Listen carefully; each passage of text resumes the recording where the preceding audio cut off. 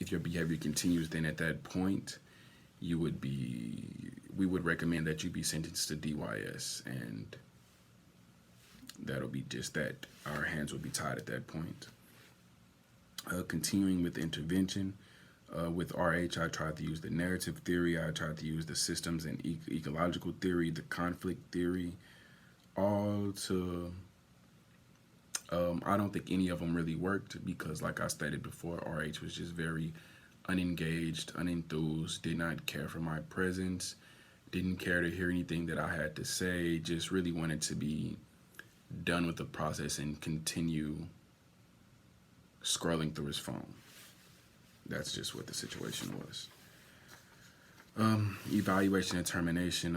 Unfortunately, RH continued his behavior that wasn't acceptable, and so me and the DJO recommended to the judge that he be committed to DYS because he didn't follow our rules and he continuously tested positive for marijuana and benzos, and that was unacceptable for us.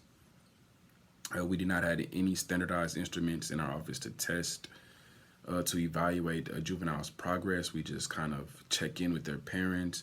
We give them the weekly drug test. We check school records. And if they're on following, we bring them back to court and we leave that decision up to the judge to make. In our assessment, we found that RH had been skipping school or leaving early without permission. He was skipping school to hang with friends, which is why he got in trouble in the first place. We found that he had several positive UAs still. He had not completed the UA, nor had he scheduled his psych eval yet. And mom said he had been leaving the house late at night, again without permission. So in the end, RH was committed to DYS. We transferred the case to them. And after that, we did not have to make any more follow-up referrals or anything of that nature because DYS has their own program and how they rehabilitate juveniles.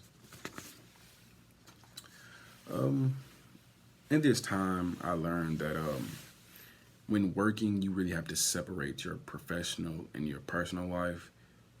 And if you don't, that they can clash and that can often be bad. And as a social worker, I found that it's very easy to want to bring your work home with you, but as tempting as it sounds and as a good of heart as a social worker has, that's just never a good idea. It leads to burnout or just blur the lines and the boundaries between client and the social worker. And for me, I kind of struggled with that during this because I take a personal responsibility in helping the Black youth that I come in contact with.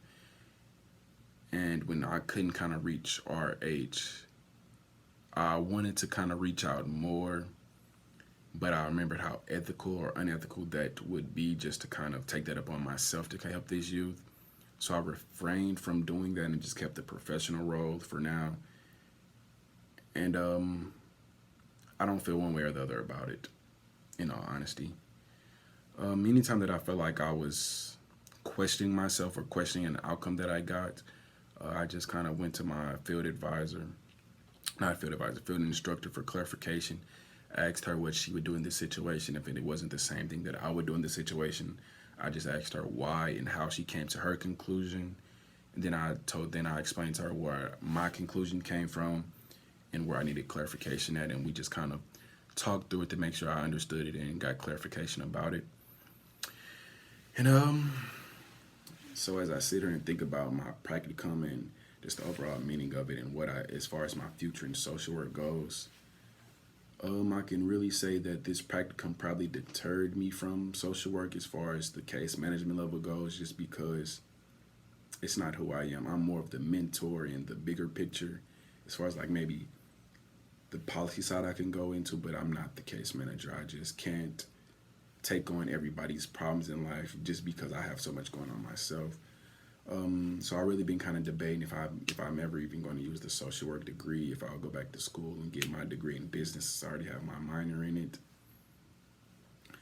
For me, it's just really up in the air at this point. There's no this way or that way that I'll choose to go.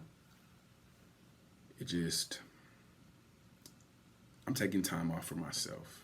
And I believe as a social worker, mental health days are important. And I just been I just been pushing along, just trying to get to this point, just hoping I make it to this point in life. And now that I'm here, I feel that I deserve time off for myself to kind of figure it out for me, figure out what do I really want, how do I really want to leave my mark on this world, and I don't feel like I should rush that. So, I would say all in all, this experience has been bad and good for me for several different reasons, but it's an experience nonetheless, and I'll take away what I take away from it, and I'll move forward in my future endeavors. And if I become a social worker, I'll be the best social worker I can be, and if I don't, it wasn't time wasted.